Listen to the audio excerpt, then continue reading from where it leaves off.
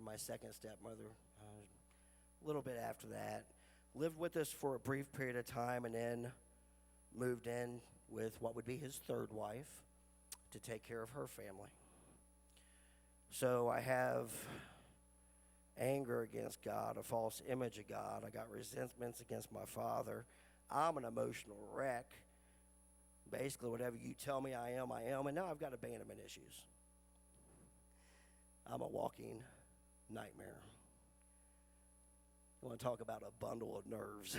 I was out there.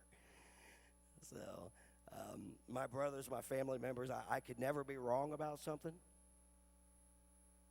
If you told me it was night and I was convinced it was day, I would really try my best to try to convince you of my rightness, because I felt like that would make you respect me and like me more.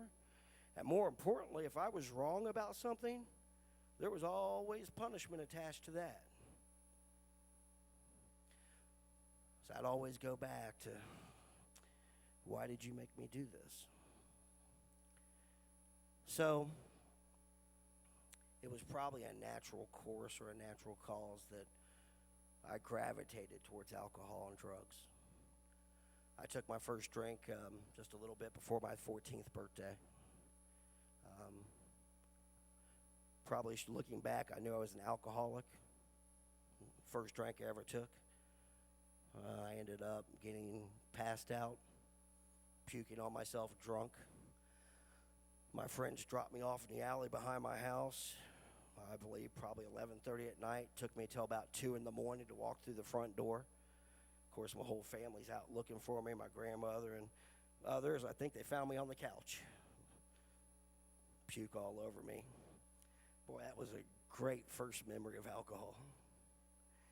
And, of course, I did what any other good alcoholic does. I said, never again. Wake up the next morning, my head's pounding, my eyes are bloodshot. Never again. Till the next weekend came. And I was off to the races again. Looking back, I firmly believe this, that I was in complete bondage to alcohol and drugs by the time I was 16 years old. If I could use every day, I would use every day. I would get to the point of being passed out, blacked out, and all the good things that come with that type of addiction. And so that was the better part of my life for 30 years. When tragedy would hit my life, my grandmother, who was my everything, she was the one where when I was going through that stretch as a kid, I would spend weekends with my grandma. She was the one who would reach over and grab my hand as we were playing cards and say, I love you. I never heard that. I didn't hear that at home. She'd say, I love you. She'd tell me about God and try to get my image right of what I was going through. And so when she passed away when I was 18, I was devastated. Devastated. Because she was the only one that I had around me that I felt like could speak into me, could tell me that things were different than what I thought they were. I remember being at her casket, and I don't know how long I was down on my knees crying before they put her in the ground, but I just broke down. I couldn't contain it. I couldn't contain myself. And so the drug use and the alcohol went to a completely different level. Started suffering consequences at the age of 19. Had my first, back then, they would call them reckless operations, right? So that was back in the day we could actually, if you had a little bit of money, walk over to a lawyer at the courthouse, pay him a few bucks, and they'd get the charges reduced to a reckless operation. Towards the latter part of my drinking career, that wasn't the case. And so started accumulating consequences behind my using. My older brother, Danny, passed away when I was 22 and he was 32, and he died from alcoholism. That was another tragic death that just rocked my world. Because my grandmother was everything to me. My brother Danny was my father figure. And not only was he my father figure, he was my best friend. But during that time, I was so caught up in my addiction, I would use Danny's alcoholism to score drugs off of him. And so he was bloated, distended. We all knew he had cirrhosis of the liver. We all knew he didn't have much time. And so I would literally go out and buy gallons of Jack Daniel's whiskey, take it to Danny's house so I could score either cocaine or I could score marijuana or whatever drugs I was going to do that night. And so when he passed away, not only was I devastated because of the loss, but the guilt and the shame ate me alive. Just absolutely ate me alive. And that took me to a completely new level in my addiction. And at that point, I just didn't really care anymore. So I suffered all the consequences that people that battle this affliction suffer. Jails, loss of jobs, loss of relationships, financial instability.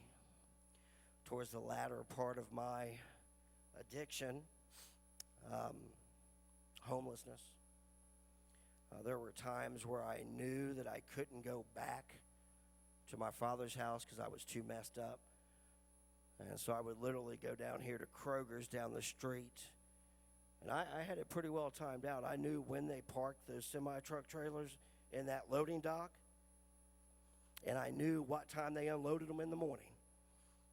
So I'd get down there about 10:30 at night, and I'd sleep underneath trailer truck, the trailers that were parked there. And so that was my life. The time I was 13 and until right around I was 43. So I spent the better part of 30 years caught up in the bondage of addiction and drug abuse. And I've got to be honest, I thought I was completely and utterly hopeless. I had tried everything in those 30 years. Oh man, I once stayed 2 years. I once stayed clean for 2 years and 8 months because I copped a felony. I had a felony theft, so they sent me through drug court, and I got attached to a 12-step recovery program, which I'm a believer in. It's just the problem then, I wasn't a believer in Christ. And so I soon found out that my higher power became, well, me. If you don't have a higher power that holds you to a higher standard, you might want to rethink who your higher power is. And, I saw psychiatrists and psychologists. And at one point in time in that 2 years and 8 months, I was on 3 antidepressants and 2 psych meds. Because I would go in and I would look at a psychiatrist or a psychologist, and within 5 minutes of telling them what kind of childhood I had, they were writing out scripts. And they were diagnosing me. You've got post-traumatic stress disorder, you're schizoaffective, you're bipolar, you're manic depressive, you're clinically depressed. Here you go. See you next week. And so that went on until I was 43. At this point in time, my father was diagnosed with cancer. He was getting to where he was in pretty bad shape. And the funny thing is, even with the resentment and the dysfunctional relationship I had with my dad, every time I would mess up, would say, come back and live with me. Let me try to help you. I think that was partly because of guilt, and I think it was mostly because he loved me. But during that whole time, I would always try to seek his approval, And so it was just this dichotomy that was strange, because on the inside, I really couldn't stand him, because I really blamed him for what happened to me as a kid, along with my stepmother. But on the other hand, I was so wanting his approval, and I was such an approval seeker, and my identity depended on what he thought of me, and I just wanted him to love me. It was a strange bedfellows. So I'm 43. I'm getting ready to become homeless. It's about a week before I'm going to lose my apartment. I am completely and utterly hopeless at this point. I am drinking and using drugs to kill myself because I just have no other hope. And I get a knock on the door, and it's my father. And he comes in, he sits down, and for the first time in my life, I seen him cry. And he broke down. He said, I'm dying. He said, my only wish is just to see you get clean, just get sober. And so I made a decision that day in that little apartment on the west side of Hamilton. I said, all right. I said, I'm going to try this one more time. And to be perfectly honest, I really had no intention of quitting. I thought I couldn't. I thought, okay, I'll go do what I need to do. And by the time I get out, he'll be dead, and I can go ahead and start killing myself as well. So we went over here to Sojourners. They did an assessment, and it was going to be 4 months before they could get me in. And so we get in the car, and he looks at me. He says, well, you can stay with me for the 4 months. And so that day was the first time I'd ever seen him break down. That was also the day that I really got honest with him, and I said, Pops, I can't do that to you. I just can't do it because I'm not going to quit. And it's probably the first time in 30 years I didn't think about myself. I said, I just can't put you through that any longer. And he said, well, there's one other place. He goes, I know this place called Good Samaritan Inn. Man, that was a God thing. Now listen, I had tried during that span of 30 years, I would try to get back into church. I'd try to get back to God, but man, my heart wasn't there. My heart wasn't. I didn't want anything to do with Jesus. This was the same guy that did all these things to me or allowed all these things to happen. I don't want anything to do with Jesus or God. I'm good. I'll go a different direction. And he told me, he goes, it's a faith-based program. And I just thought, well, I said, how long is it? He goes, 6 months. I said, okay. I said, well, I'll go in and we'll try it. So we came over here and we met who now I consider one of my mentors, along with Pastor Josh and several other men that God's placed in my life. We met Pastor Gordon Bippus. And we went up to the office, and he asked me some questions. He goes, well, do you think you can detox? You have to understand that towards the end of my alcoholism, I couldn't hold a pen. I was so bad that I would go underneath drive-through windows looking for change, hoping to get $3.29 so I could get over to UDF, buy me a little bottle of vodka, and boost me 2 more, because that's what it was going to take to get the shakes off of me. The last seizure I had just about killed me. Left a blood trail from the dining room all the way to the bathroom. Have no idea how I got there. I flopped like a fish, I guess, throughout the apartment. He goes, can you detox? I'm like, you got to be joking me. How am I going to do this one?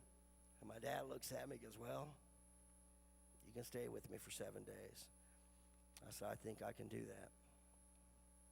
And so my dad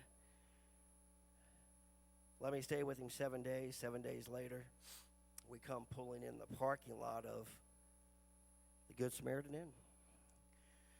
Now understand, I didn't pray. I was not a prayer warrior pastor.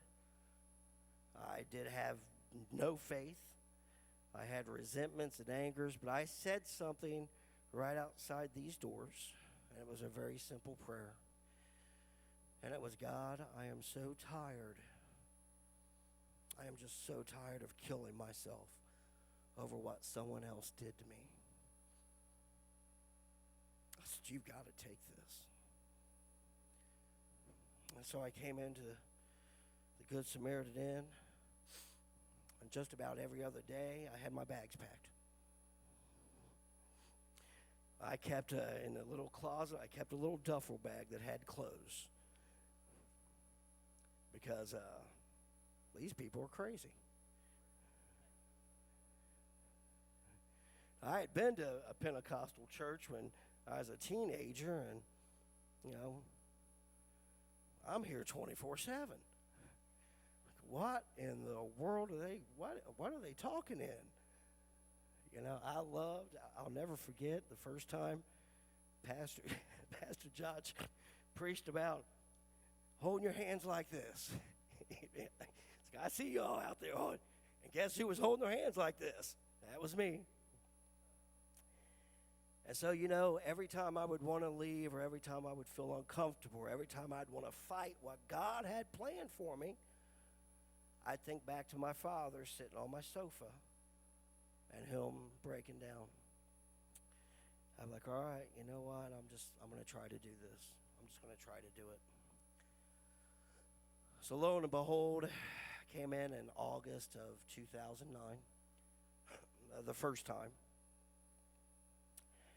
And right around, just about this time in the year, it's the end of October, Kenny Russell, my friend back there on the camera, comes out and gets me out of the kitchen. For some reason, these people thought I could cook. I don't know what was wrong with you all on that one. So Kenny brings me out of the kitchen, and I walk, and there's a phone call for me, and I pick up the phone. It's my dad's second wife.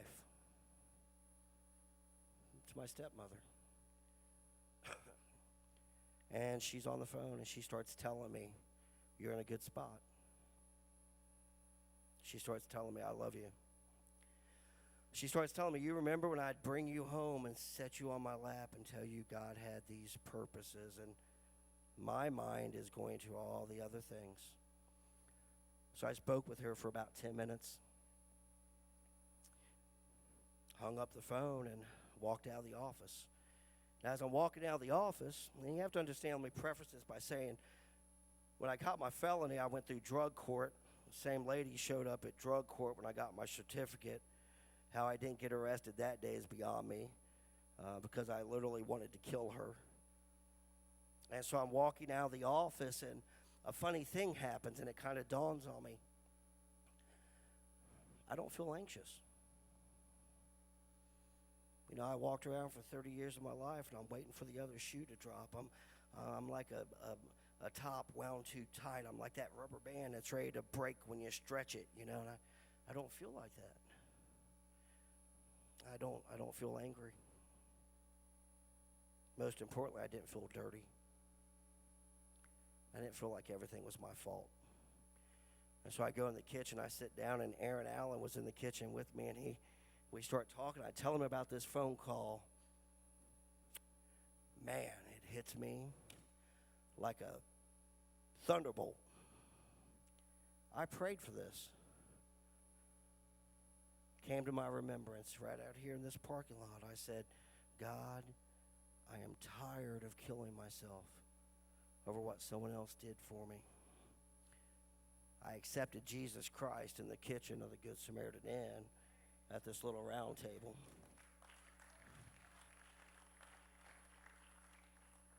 Because I knew there was no other human power or worldly power that ever relieved me of the things that were making me go back to the drugs and the alcohol that were killing me. And man, I looked at Aaron. I said, he answered that prayer for me. He answered my prayer. Jason, that blew me away. I didn't think that could ever be done. You mean this invisible being who I was taught growing up all about, but was shown how much he hated me and how much he despised me and how much he wanted to hurt me, he would actually listen to me. I'll tell you something, Christ showed me what forgiveness was that day. And looking back now, what I understand, oh man, God was always willing to take what I was willing to give him. But I had to reach a point of brokenness where I no longer thought I could really do it by myself. And so that's the day I accepted Christ. When I started, I said I consider my anniversary date October 6, 2011. So, Pastor, there's a couple-year gap there. What did I do on that one? So I got on fire for Jesus, but there were things that I was unwilling to let go of. I loved what you were talking about there are still hurts. There are still things that I had to work through that I was unwilling to put the work in to do. I'm always reminded of the parable of the sower. You know, when I first read that, I thought it was kind of a one-and-done deal, right? Either you got the shallow ground, or you got the thorny ground, or you got the good ground. And if you ain't got the good ground, well, sorry about your luck. What I found in my experience since then is it really is a cultivation process for me. You know, when I first accepted Christ, the ground was shallow. I still had these hurts. I still had these resentments, you know, and the word was coming, it was taken, and it was taken away from me, and it wouldn't plant. But then when I had to go out of here and I graduated and I relapsed, found myself right back in the situation, guess what happened to that soil? It got tilled up a little bit. Because sometimes you have to go through some circumstances and some pain to get your soil tilled up. Because I'm sure that the ground don't feel too well when it's got a rototiller going through it. And so that's what happened. So I come back to the Good Samaritan Inn. My heart's a little bit softer this time, right? So I'm here for another 6 months. At that point in time, my father passes away. And I need to give glory to God to this also. Throughout all the struggles me and my father had, 3 days before they walked in the classroom to tell me that he was gone, and God gave me the opportunity to sit with him in his room at his house, just me and him, for about 15 minutes, and I held his hand. And as I think my sister was there and some others, as they were in the kitchen talking, I started to make amends to my father. And I told him, I said, Dad, I said, I'm sorry I'm not the son that you wanted me to be. I'm sorry I'm not the son that you deserved. I said, I asked for your forgiveness, and he squeezed my hand. And then I forgave him. I said, you know, I said, you wasn't the perfect father. I said, you know, you made your mistakes, and I forgive you for that. I said, I am so, so grateful that God gave you another opportunity to get this right, because his third wife, he ended up being married to for 25 years. He raised her kids. They had grandkids. He started a generation through that love and that chance that Christ gave him, that God gave him, as that do-over. He's a God of redemption. He's not a God of punishment. He's a God that will reach down and pick you up after you fall 3 or 4 or 5 or 7 times and say, I'm going to give you another opportunity. Because my father had to have his heart tilled like I was having mine tilled. I think back and I can't imagine the condemnation and the guilt that he walked around with after losing his first wife and my mother the way it happened. I can't imagine the guilt and the condemnation he walked around with, knowing that he saw us in the pain and the abuse and the torture that we were in. I can't imagine what that was like for him, because I was so self-centered and caught up in my own pain, I couldn't put myself in his shoes until that day that God allowed me to sit with him. He passed away, and I was angry at God. Pastor, we would sit down here on Tuesdays at our prayer circles, and I'd pray for God to heal him. I pray for God to heal him. And then he died. What kind of God are you? Here we go again. Like I said, looking back now, I understand my father should have probably been dead long before that day. He had pancreatic cancer. He lived for 5 years.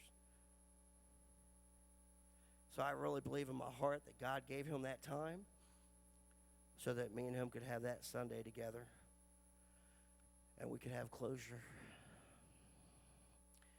And there's nothing better than that. Because now I think about my father and it's just great memories, absolutely great memories, because of God's grace and allowing that to happen.